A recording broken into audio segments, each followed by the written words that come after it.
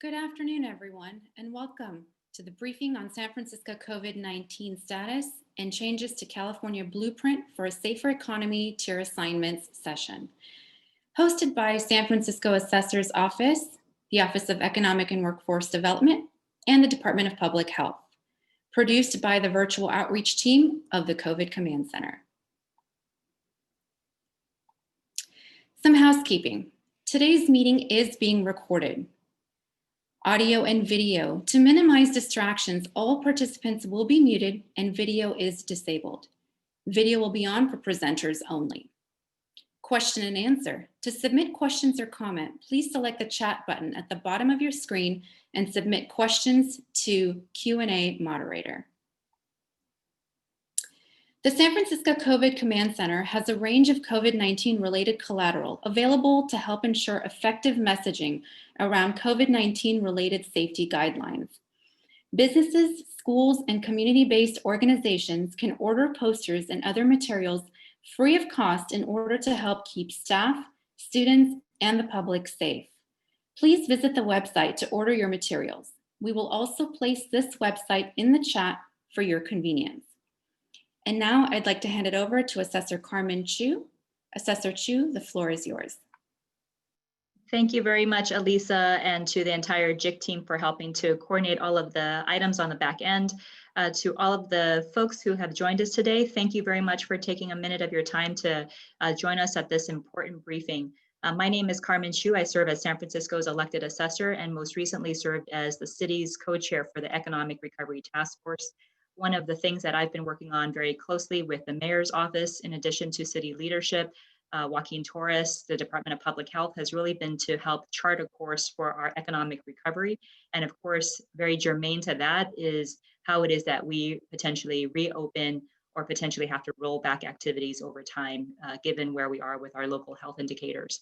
So the purpose of today's meeting is really to provide an update for you on that. I'm going to go over the agenda in just a little bit, but I think one of the things I just wanted to reflect on very quickly is that we know that this is a very tough and uncertain time for many businesses and for many of our residents. And I just want you to know that we really want to make sure that we're providing as much up-to-date information to you as soon as possible so that we are all on the same page about where we are and where we're heading as a city. As you have seen, we've seen our case counts go up across the country, in California, in the Bay Area, and certainly in San Francisco as well. Because of many of the successes that our local health department has had and that you have helped to contribute in terms of making sure that we're complying, wearing masks, and doing what we need to, we're starting off in San Francisco in a much better place than many other places are with this surge. But that being said, it's still important for us to be aware that sometimes these diseases and the trajectory can go very quickly in a different direction. You saw very quickly this week that we moved from tier yellow, which is the least restrictive tier in the state's four-color tiered system, to the red tier, which is the second to highest. And so we wanted to make sure that we updated you, briefed you on what our local conditions were as quickly as possible so that you can follow alongside us. If Elisa, you can head to our PowerPoint presentation. I'm going to go over with you very quickly what our agenda is today, and then just share with you who to expect to speak next. And so today we have with us our health officer, Dr. Tomas Aragon, who is here to speak about our local health indicators, where we are, what some of the most recent changes to the state tier system has been, and how that potentially has impacts on San Francisco's reopening and potential rollback scenario.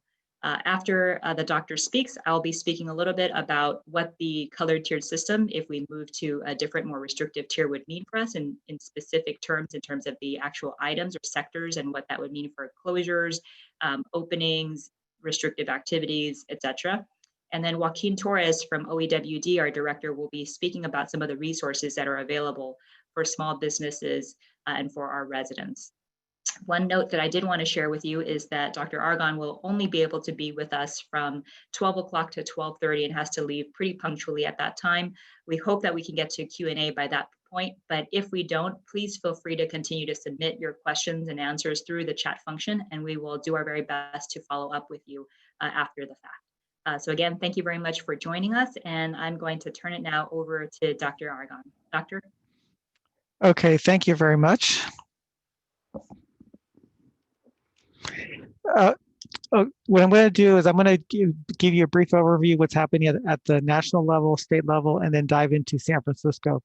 So this is from yesterday's New York Times. You see that the United States is in its third surge, and this surge is much worse than the previous two surges.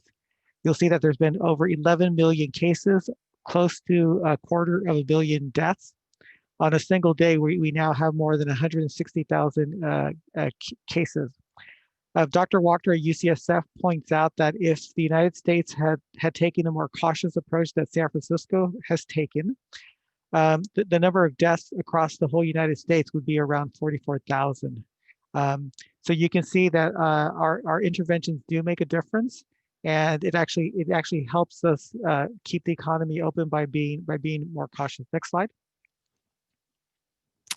Just to give you a visual display of the hotspots in the United States, and as of today, there are 8 states in the Midwest that have over 100 per 100,000 daily cases. Incredibly high rates that even states that before were not implementing mask mandates are now implementing those mandates. Next slide. This is California. On the left-hand side, you'll see the number of total cases, which is over 1 million.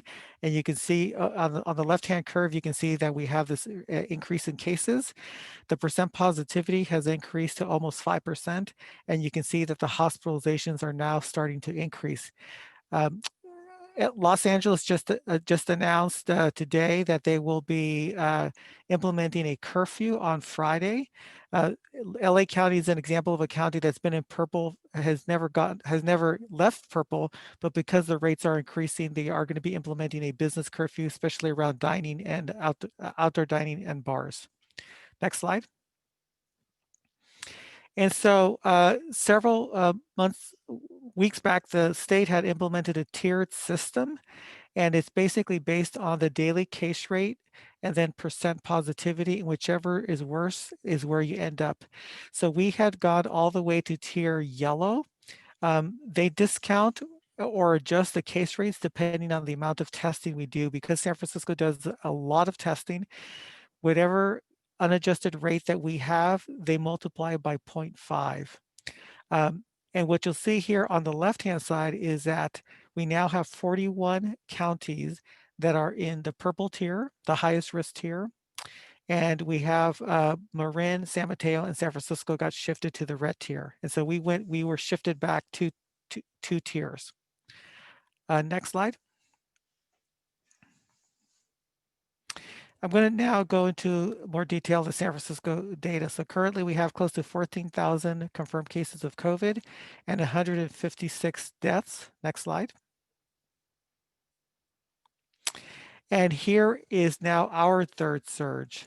And so you'll see that we're now just above, we're actually over 11 per 100,000 daily cases of COVID. At the very end of the curve, you'll see that it looks like it's going down.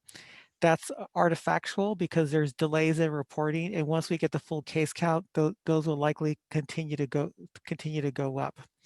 Because they discount our case rate, we will have to reach from our measurements, we will have to reach 14.5. When we reach 14.5, we will be likely classified into the purple category. So we're doing everything we can to help prevent that. When we move to the red tier, as you know, both offices were non-essential offices were closed, and also gyms capacity was reduced down to 10%. And in the prior week, we had already closed indoor dining. Next slide. One fortunate thing right now is that our hospitalizations have not increased at the same rate, which is very good. A slight increase, but more or less holding steady. We hypothesize that this may be happening because primarily younger people are becoming infected. They're not getting hospitalized. Usually what happens is that the younger people eventually infect people who are more vulnerable to complications and require hospitalizations, but it's too soon to tell whether that will play out. So this is one of the some of the good news that I have is that so far hospitalizations have been steady and our capacity has been just fine. Next slide. So what I want you to focus on this one here is really to focus on the last column to the right. And that just gives you the history of our tier assignments. So you'll see if you go down to the bottom there, you'll see 4.7. So we got assigned, that's the number that we got assigned. If you go all the way over to the left, you'll see our unadjusted rate. Then you'll see the third column over, you'll see how the CDPHs, how their unadjusted rate is for us. You'll see that it doesn't agree completely because they underestimate our rate by a percentage. They divide that in half and they got to 4.7. They put us in red. And so what will happen next week is that depending on where we are, how high we are, then you can anticipate their unweighted rate, and that will be multiplied by 0.5. And we're going to end up either in red, but potentially in purple. And part of the reason today is to give you an idea of what may happen if we go to purple. Next slide. And then the key one here, this is now the key column here that I want you to focus on is column 2. And this is just all the counties in the Bay Area. So you'll see here, San Francisco, San Mateo, and Marin are really the only ones that are in red. Everybody else is in purple. Next slide. So key points that I want to emphasize right now. So San Francisco just implemented significant mitigation strategies before we were reassigned to red. As you know, that we closed indoor dining, we reduced capacity in theaters down to 50. Then San Francisco was reassigned to Tier 2 this past Monday, which required additional restrictions affecting offices and gyms. At this point, San Francisco needs to monitor the impacts of these interventions. If the rates continue to increase, San Francisco will be assigned to Tier 1. This will result in additional restrictions, which I'll summarize shortly. And one thing I want to emphasize is that San Francisco is not anticipating at this moment adding any additional restrictions. Our goal is really to reduce transmission as much as possible. If any restrictions happen, it will be because the state requires us to have additional restrictions, and hopefully we can avoid additional restrictions and turn this around. San Francisco is considering implementing a curfew this week that will probably be tied to the purple tier. The details have not been listed, have not been provided yet. And just to let you, of course, you already know that Los Angeles County is implementing a business curfew that was just announced. And I also just want to point out, I just learned a few minutes ago that New York City is going to be closing its public schools tomorrow. Next slide. So if we move into the purple tier, there's two big categories that will be affected. Retail and malls will be reduced to 25% capacity. And the list here of museums, zoos, aquariums, places of worship, etc., will be limited to outdoor activity only.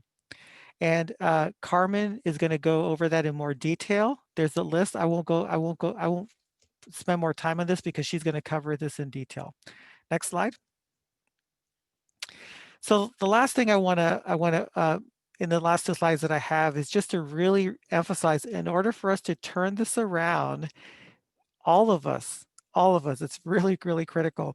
All of us have to really implement what we know about the science of transmission for COVID-19.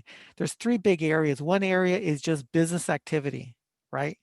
Especially business activity that's indoors, especially business activities where people may remove their face masks for any reason, where there's poor ventilation, crowding, etc. There's social gatherings, and then there's household transmission. We have leverage in those first two. The first one we have leverage because of restrictions. The second one through messaging and really reminding people about not to gather. The third one, household transmission, is very hard to prevent. And that's one of the reasons why you see regions getting out of control, because it looks like things are okay, but you reach a tipping point where the infection just, you have a positive feedback loop and it just explodes, and it's hard to slow it down. Next slide. So here's what I want everybody to remember, all of us in our businesses. And I know right now, today, if you walk around, you will see that these things are not being implemented. People are not adhering to even some of the recommendations that we have. You will walk into businesses where you will see crowding. You may get on transit where people are not wearing a face covering. You may walk into places that are not well ventilated, where they could have easily opened their front door, their windows, and they're not ventilating their spaces. All these things are incredibly, incredibly important. And adding new restrictions is not going to help if we don't adhere to the current restrictions that have already been implemented. So it's very important, especially as we approach Thanksgiving and the holiday season. If the transmission continues to go, it will reach the tipping point that we will be unable to control it. And Los Angeles County has already developed criteria of fully shutting down the economy if their infection continues to spiral out of control. I'm confident and hopeful that San Francisco will be able to avoid this, because I know we're going to do everything we can to follow the science. I'm going to go ahead and turn it over to Carmen so she can give you more detail. Unless there's any questions.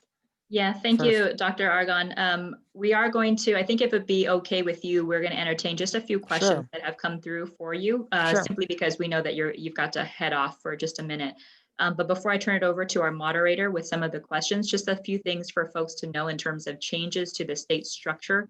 So Dr. Argon spoke with you a little bit and shared with you some of the changes that we've seen in terms of our health statistics, and some of the things that would be required if we were to move backwards in tiers. A few things that are pretty important to know, and why we think this session was important, is that number one, the state is, in the past, the state would assign us a new tier assignment every Tuesday of a week. And so every one of us would continue to watch out for our new tier assignments on a weekly basis. Recently, the state has changed that such that a tier assignment can be assigned any day of the week. And so this is something we want you to know, because whereas before we would have been able to rely on a Tuesday day for any particular changes on tier assignments, that's no longer the case. The state could at any day potentially assign us a new color tier depending on severity. The other piece, as you witnessed, is that in San Francisco, we moved from a yellow tier to red tier. So we skipped the orange tier altogether. That's also something that's new. Rather than having a county have to sit within a tier for a particular time before we're able to move backwards, sometimes now we're able to actually skip tiers, which is indeed what happened this past week. We went from a yellow, past the orange, into the red territory. And then finally, the other piece to just know, and why we think this is important to share with you, is that once we get assigned a particular tier assignment by the state, the effective date for those restrictions is the next day. And so that leaves us with much less time to be able to give you advance notice once we have a new tier assignment. So we really just want to make sure that you're aware of some of the state changes to parameters that are impacting how we go forward. And so I'm going to turn it over now to the moderator to share some of the questions with Dr. Argon. Thank you, Assessor Chu. There are several questions, and so we will probably not have time to answer them all, but Dr. Aragon, I'll give you a couple. Is there a place where people could find the age ranges of people being affected by COVID-19 in San Francisco? Yes, so the best thing to do is just to go, if you just Google San Francisco data tracker, you will get our link. You'll have all the information there. We have dashboards that have all that information. Thank you. Also, we have a couple of questions around the business curfew and whether the curfew would only apply to businesses or how that would be applied. So we don't know what the state. We know that the state is evaluating this right now. And so we will find out in the next few days how that will play out. I suspect, for example, LA's curfew seems to be very broad. They're asking many types of businesses, including retail, to close at 10 o'clock at night. And so I'm describing this as a business curfew. So that's Los Angeles County. I don't know what the state's going to require. I don't know what the state will require for all of us, but it probably will be linked to the purple tier. Thank you. One more question before I know you have to go. There are several questions around whether we have data that gives us a better idea about what is the cause of the increase in cases and if it's linked to any specific activities. Yeah, that's been one of the biggest challenges with this virus. This virus, because the vast majority of people that become infected are asymptomatic, do not develop any symptoms or develop very mild symptoms. And because it's airborne, so in other words, when you're sharing airspace with people, it's really hard to know when you got infected. So when we look at our data, we're able to identify about half the people, up to half the people can identify a close contact, and it's usually a household contact. But most times, unless there was an obvious exposure in the workplace, most times people are not even able to identify where they got infected. So we do use other lines of evidence. So the CDC did do a really good case control study that identified dining and bars as an important risk factor. We know from the outbreaks in other areas that indoor dining, bars, get-togethers like weddings, basically where people come together especially in enclosed spaces, take off their face coverings and eat and drink is where transmission seems to be happening. And then recently, we're now getting other studies are coming out. There's a study that just came out from Stanford University that looked at 98 million Americans looking at their cell phone records and where they traveled and basically reconstructing where transmission likely happened. And in those scenarios, we saw that places like indoor dining, bars, and gyms were the sites that were most associated with becoming infected. And then the last line of evidence is everything that we're learning about aerosolization, ventilation, and the airborne transmission of COVID. So when you sort of put all that together, that's you'll see that people are really trying to be very targeted in what we restrict. Hopefully over time we'll get better data, but that's the best data we have at the moment. Okay. Thank you, Dr. Aragon. And there are several other questions, and we will respond to you after this presentation with more specific answers. Thanks. Thank you, everyone. Thank you, Doctor, and thank you, Kat, for those questions. If we can advance to the next slide. In this next section for folks, I will be sharing with you the state tiering, and so what it would mean for industries. So if we can go forward. Yes. So this slide is essentially showing you a grid that the state puts forward. We can share this link with everyone as well so that you can see this on the state's website.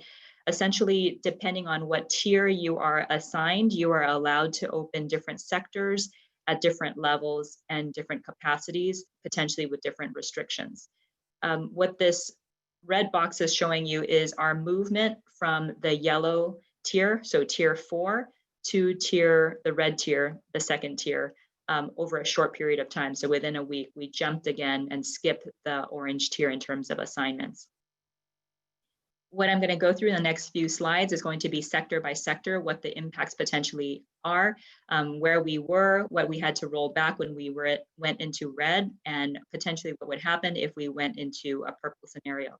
So in this case, you see that for these 5 different sectors called critical infrastructure, generally gatherings, limited services, outdoor playgrounds, hair salons, and barbershops, when we went from minimal, so remember we opened hair salons and all of these other sectors, we didn't have to make very many changes when we moved to the red tier.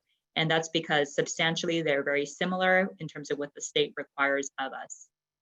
Next slide. If we were to advance to the purple tier, we're going to be really comparing what is allowable in that red column with what is allowable in the purple column. And you'll see that for these 5 different sectors, gatherings are going to change if we move into a more restrictive tier, moving indoor gatherings to only outdoors allowable. And so that's something just to know. Again, is that we have the parameters that the state is providing for us. We moved quickly from yellow to red and had to make some changes. And if we move potentially further to purple, we're going to have to also make additional required changes to what's allowable and open in our economy. Next slide. For these next sectors, here's what you see. In San Francisco, we're going to focus here on retail, shopping centers, personal care services, museums, zoos, and aquariums. So just going one by one. On retail, we had opened at our least restrictive state at a maximum of 50% capacity. When we went to red, we didn't have to make any changes because the requirements or the restriction levels were still at 50%. So no changes were made at that point in time. For shopping centers and malls, we had opened to 50% capacity with the food court at 25% capacity or 100 people or less. When we moved to red tier, we didn't have to change our capacity. However, we did stop indoor dining. And so that is a change that shopping centers, in particular food courts, saw. For personal care services, we reopened, of course, allowing for some activities with minimal mass removals to occur. There was no change when we moved to the red tier. And then for museums, zoos, and aquariums, we had opened to 25% capacity with indoor dining at 25% maximum capacity. As you all know, no changes to capacity were required when we moved to red. However, we did limit basically pause all indoor dining. Next slide.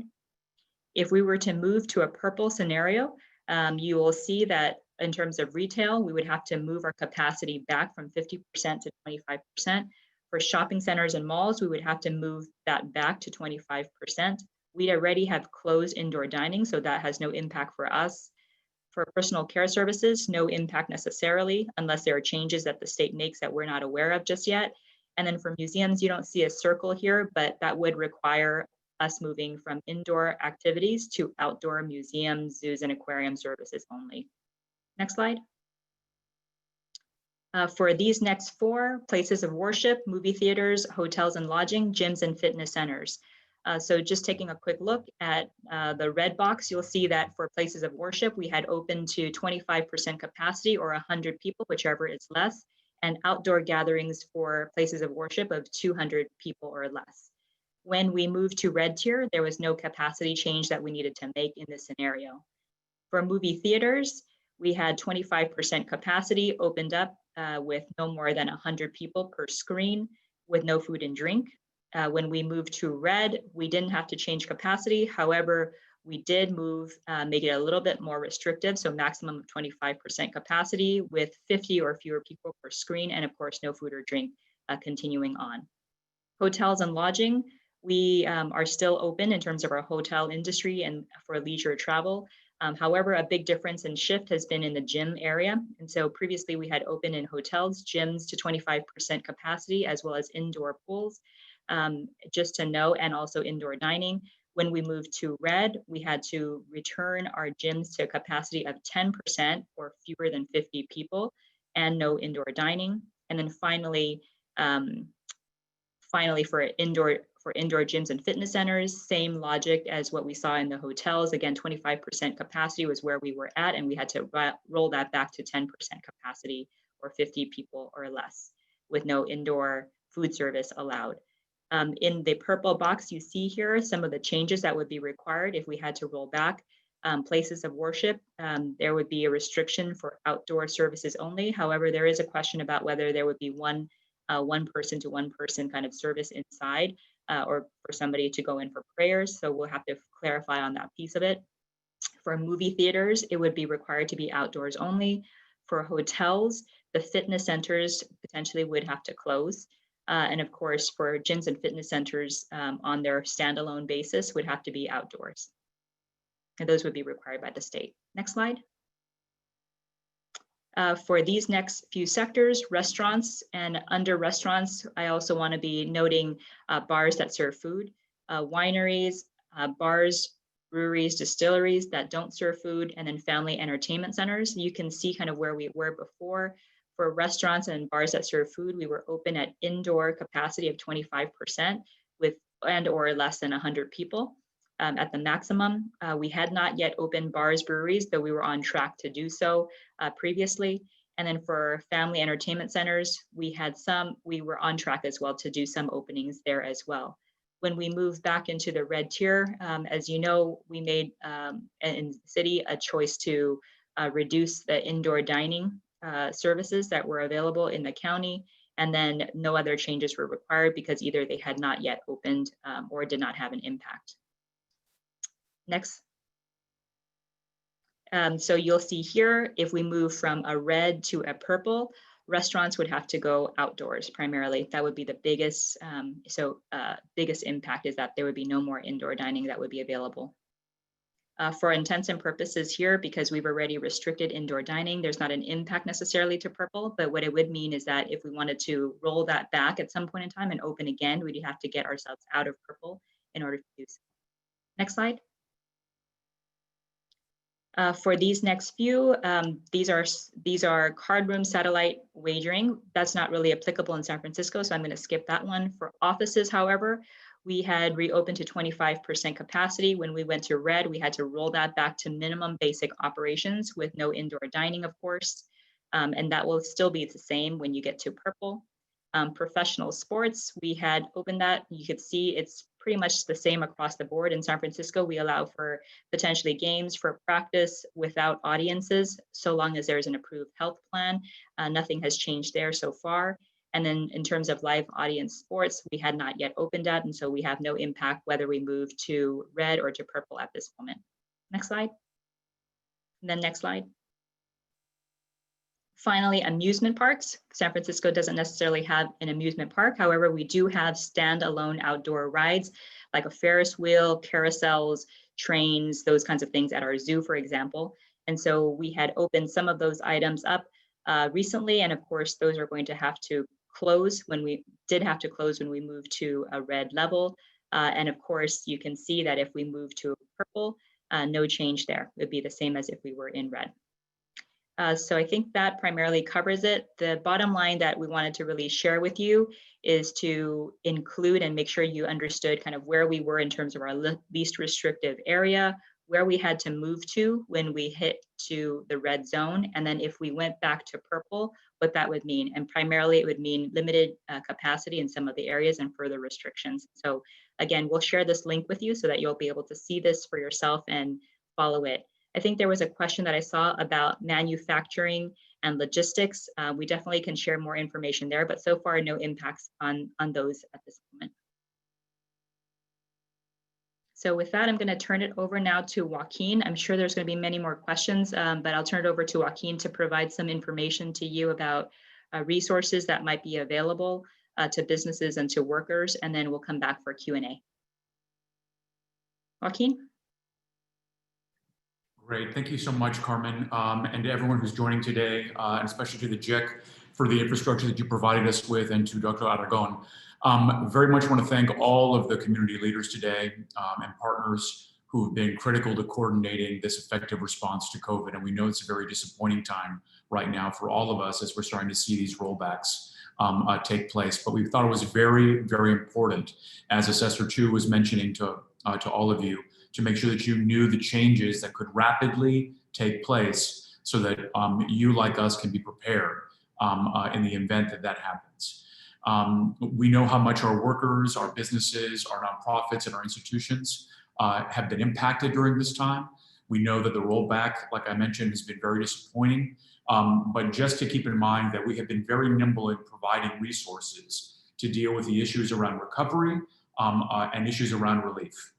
Just in the past few weeks alone, we've announced about over $15.1 million in relief that support small businesses and also support workers at the same time. That's included focusing on those businesses who have not been able to operate, who needed a bridge to financing, or who are simply trying to adapt to the very, very fast changing environment that we're all in right now. That's included about $2.5 million in tax and fee waivers for entertainment and nightlife businesses, about $500,000 in new equity grants for our shared spaces program to focus on allowing our most vulnerable businesses to benefit benefiting from the shared spaces program. I do want to make a mention here, though, that please do, as you are working on shared spaces, consider the weather that we're in right now. Consider about when you're constructing new structures right now, that you're being mindful about those issues that may impact your ability to be flexible when setting up those structures. So please do visit the Shared Spaces website for more information you can get there.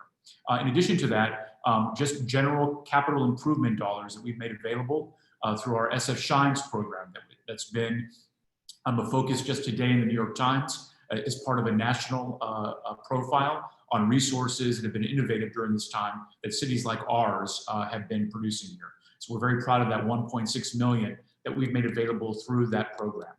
And then an additional 3.5 million to expand our existing SF help loans to provide up to $50,000 in 0% interest capital for our businesses.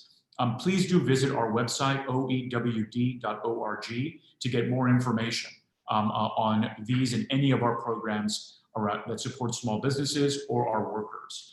You can reach us through that website. You can reach us through the hotline where you can talk to a real person in real time who can walk you through the process, connect you with technical assistance resources in addition to these that may apply to you and your business. In addition to that, some of the policy changes that we've made as well in terms of the still existing commercial eviction moratorium that is in place right now that has provided at least a stay for us. Altogether, since this pandemic began, we've been able to provide about 21 million in terms of small businesses support to over 1,100 small businesses during this time. And all of it focused on geographic equity, racial equity, and a diversity of place in our most important neighborhoods. With regards to relief for some of our most vulnerable residents, we announced a few weeks ago as well our Jobs Now program and the increase in funding that we've made available. Mayor Breed, Assessor Chu, community stakeholders were present in the Richmond to announce that program of an increase of about $7 million. That was part of the 15 that I mentioned at the beginning. $7 million that provides subsidies for workers to be hired. That provides a bridge for small businesses. Again, if you are interested in that program, please come and visit our website. We are here to help. We want to make sure that we can provide you with resources and also learn what's most important to you during this time moving forward as we continue to think of what other forms of relief that we can provide to small businesses. In addition to the workers that we've been supporting, around 31,000 workers, over 10,000 calls to the workforce hotline alone, focusing on immigrant workers who need relief, families who need relief during this time, and of course the Right to Recover program. So we blend economic security with our public health goals and ensuring that workers who test positive have the resources that they need to quarantine safely, to keep your businesses safe, your employees safe, and families safe here in San Francisco. We've been thinking about recovery, ensuring that our, if I could have the next slide, please. Oh, you got it. Sorry, thanks. Sorry, you can go back. Thank you. With the City Build Special Training Program to ensure that workers who were impacted by the decrease in tourism at Moscone and convention activity that we were seeing there, together with the state, in partnership with labor and California, a $1 million partnership to get new job training, placement, and supportive services in place for workers. And then finally, the Jobs Now program that I just mentioned to support workers so that they have an opportunity to be incentivized from those employers who want to bring people on, but may not have had the resources without this program to do so. In addition to this, of course, food security, housing support that we continue to build out, not only through general fund investments that we make, but also philanthropic investments that we continue to make during this time. Give to SF is where people can give. So if you know individuals that are looking to find ways to be supportive during this time in that way, please do, again, think of Give to SF. It has helped countless people in San Francisco be able to weather this pandemic. And it's been a lifeline for so many families. Again, please do visit our website, oewd.org, for more information there. We know it's not enough. We know that the federal resources are going to be extremely necessary for us moving forward. Decisive action that we are impatiently waiting for at the federal level as we look to the Restaurants Act with a very specific focus of about $120 billion in funding for restaurants to help them get through this pandemic. We are crossing our fingers that we can see some action there at the federal level as we move forward into the new year and new administration. We know it's important to so many within the industry that we've been speaking with. At the same time, some of the policy changes that have taken place as well that support the business community. Thank you, San Francisco, for voting in support of Prop H that allows us to be nimble, cut time, which means there's less money involved for new businesses as part of our recovery efforts, but also increased activity that's allowed in a simpler fashion for those existing businesses to be able to do their work outdoors as is being asked of us during this time as changes are made. I know so much of this time right now in the holidays is a very important time for businesses across industries, across sectors. Today we launched, and the mayor launched her We Will Recover campaign, focused on 3 pillars to help San Franciscans. If I could have the next slide, please.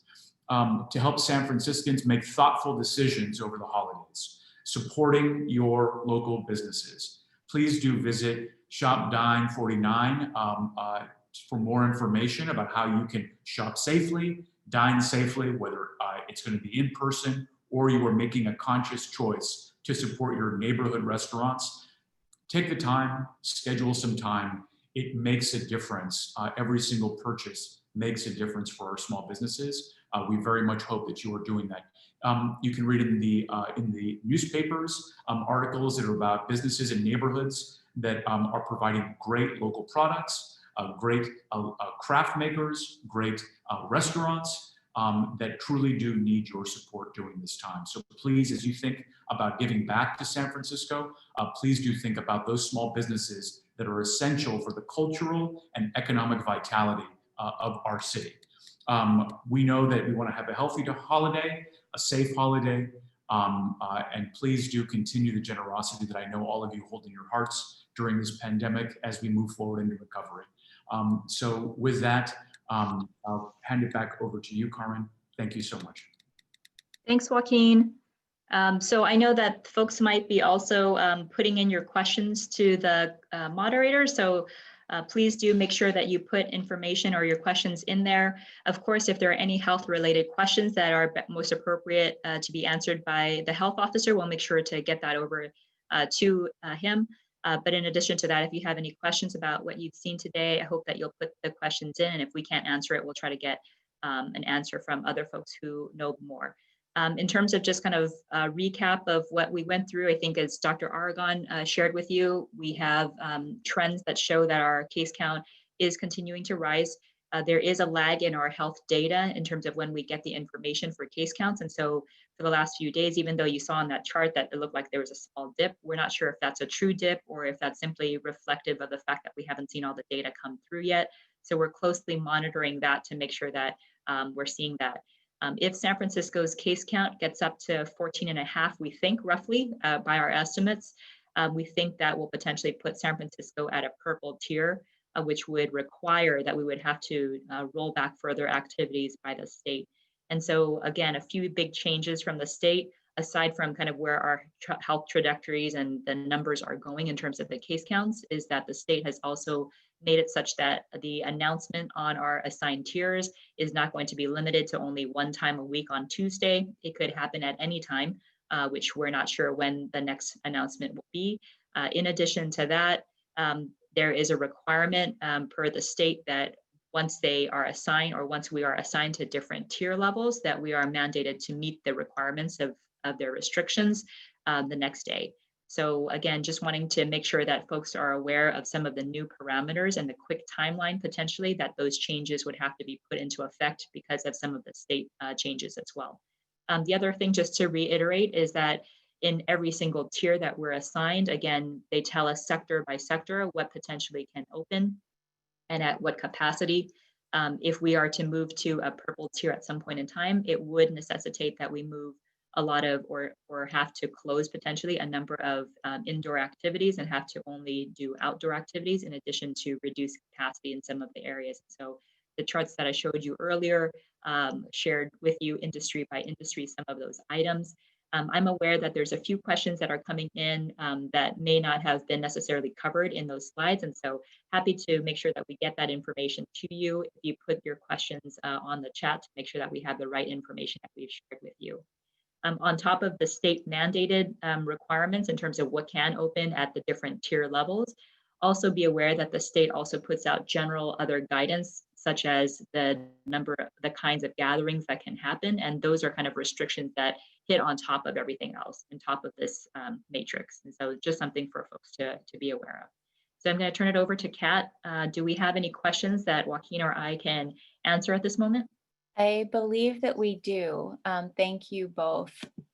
So the first question that I think people would like you to speak to is if you know any specific guidelines or restrictions that would be specific to groceries or to indoor museums if we move to purple.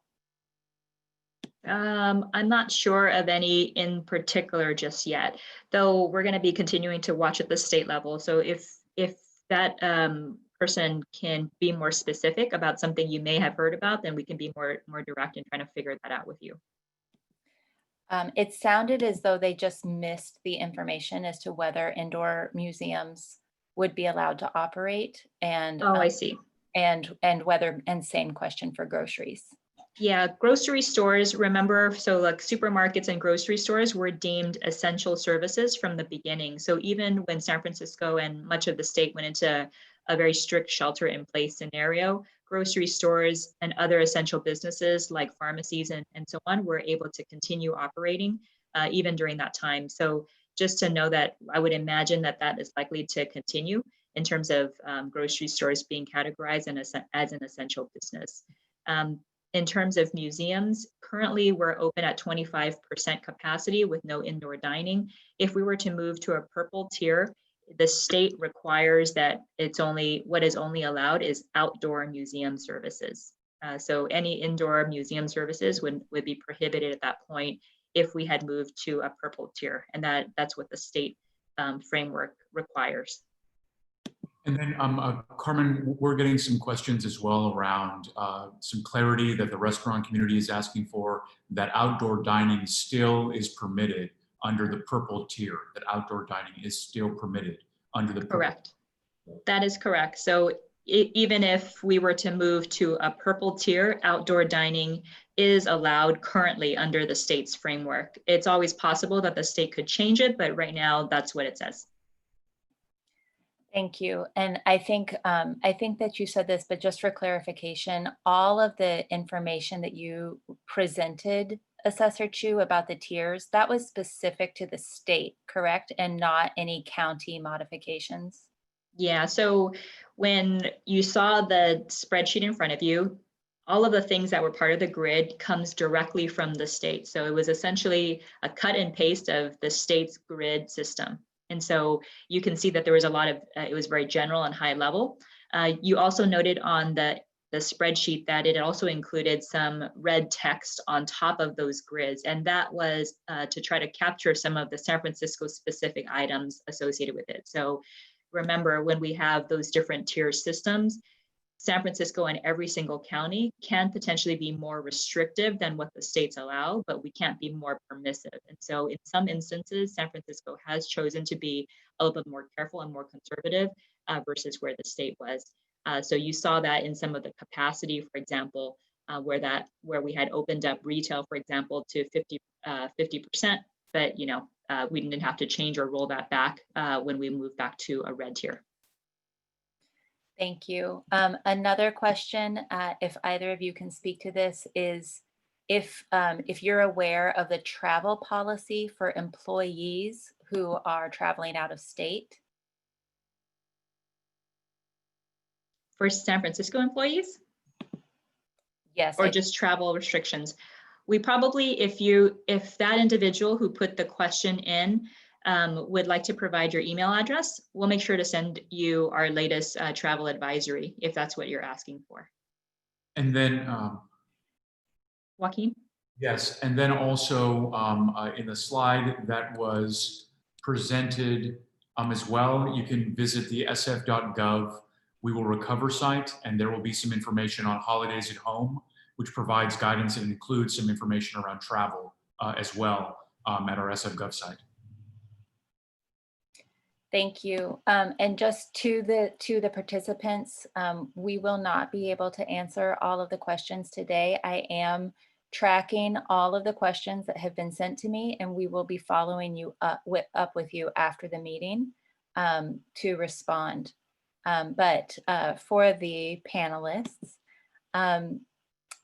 there has been a comment, if either of you can speak to this, 24 hours notice to close is very difficult for ticketed businesses. Will it always be only 24-hour notice, or might we get more notice? It's a great question. What we're going by is the state's framework here. And so this is directly coming from the state's website in terms of when the requirement would happen. And so word for word, what they have on their website is, in light of the extreme circumstances requiring immediate actions, counties will be required to implement any sector changes the day following the tier announcement. So it doesn't sound like there's particular leeway for local jurisdictions to say that we're going to give businesses more than a day's notice, essentially. And so I think part of our desire to come speak to you today is just to make sure you are aware of this big change. If we had the choice, I think we would like to provide businesses with as much notice as possible, because we understand how hard it is to wind down. And so that is not something that we prefer to do, but unfortunately, that is something that is required by the state. And along similar lines, there is a question about if we were moved back to a less restrictive tier, would we still be required to be in that tier for 2 weeks before the assignment and expanded operations could resume? Yeah, it's a good question. In terms of when we move backwards to more restrictive, as you can see, just recently, the state has said you essentially can move back more quickly than having to sit in a particular tier for a period of time. They haven't said that they would move at the same speed going forward. So at this moment, my assumption is that we would still have to sit and meet the requirements of the least restrictive tier for a period of time before they actually put us in that tier. But going backwards in terms of when a surge is happening, the state is looking like they want more leverage to be able to pull back those reins faster. Okay, that can change if we get more direction, but that's what I understand at the moment. Okay, thank you. And then moving on to some of the resources questions. There have been a couple of questions about if there are recommendations or resources for businesses regarding HVAC systems.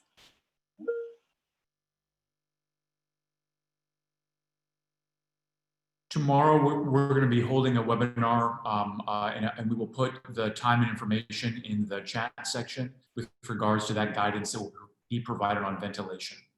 And we'll make sure that during that conversation, we bring up the response to that question. And then I also just want to highlight again in the chat section here about how to celebrate safely during the holidays, which also does include some information on travel. And then just to kind of further be more clear about what the going forward is, because people kind of want to know, we move backwards at quick speed, but from my understanding, in order to move forward, the county has to have been in your current tier for a minimum of 3 weeks.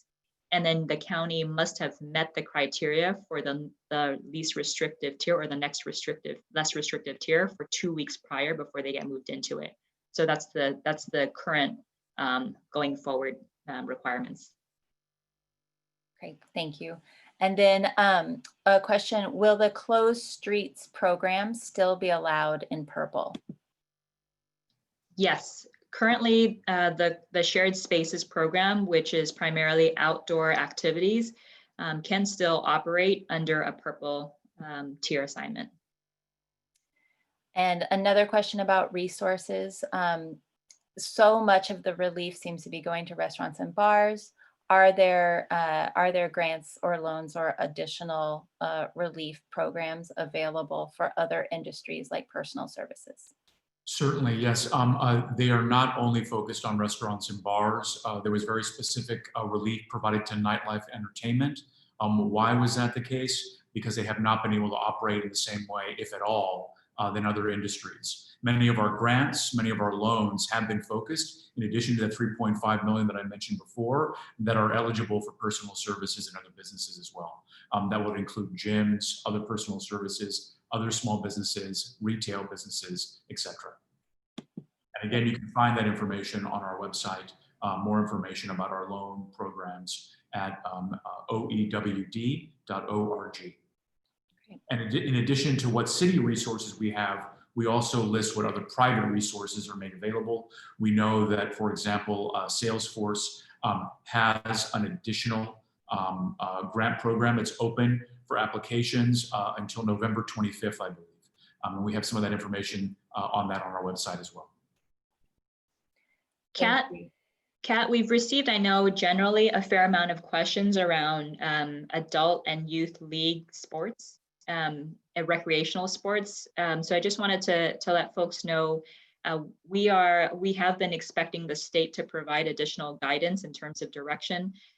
So we had actually been anticipating it for a period of time now, but haven't yet seen it. So just letting you know that that is on our radar, and we anticipate getting some more guidance from the state, and more likely than not, they probably will indicate kind of what activities are allowable tied to tiers also.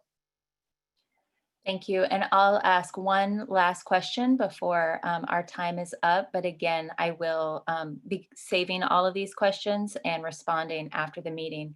If the state moves San Francisco to the purple tier, will outdoor entertainment still be allowed at restaurants? The outdoor activities we believe can still happen. I'm going to take a closer look at whether there's any kind of new restrictions on the entertainment side of things. Right now, I don't want to speak without clarifying first.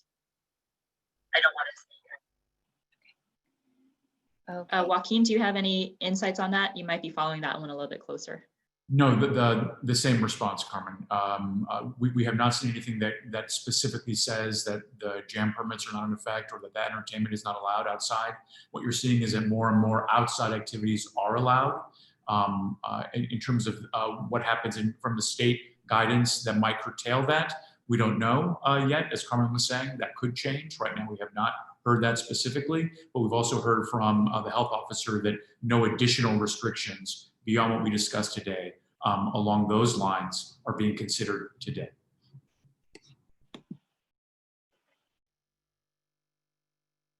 Thank you both. Thank you. So that concludes our question and answer session for now. I know that Kat has taken a note of all of the different Q&As that might have come through that we did not have an opportunity to answer today, either directed at the health officers or others who are better equipped to answer the question. So we'll try to get back to you so long as you've provided your contact information as much as we can. If you have additional feedback for us in terms of whether the information you heard today was helpful, if we could be providing additional information to you, certainly we want to hear that feedback so that we can continue our open lines of communication with you and share as much information as we know so that you can plan as much as possible. We know that this is a really hard time for a lot of businesses who've been in a tough place for quite a while, and so we really just want to try to make sure we get as good information out there to you as we know it, so that you can be as prepared as possible. So again, just want to thank you for joining us today and welcome any of the feedback that you share with us. Thank you to Joaquin and the team, and of course to the JIC team and DPH as well. Thank you.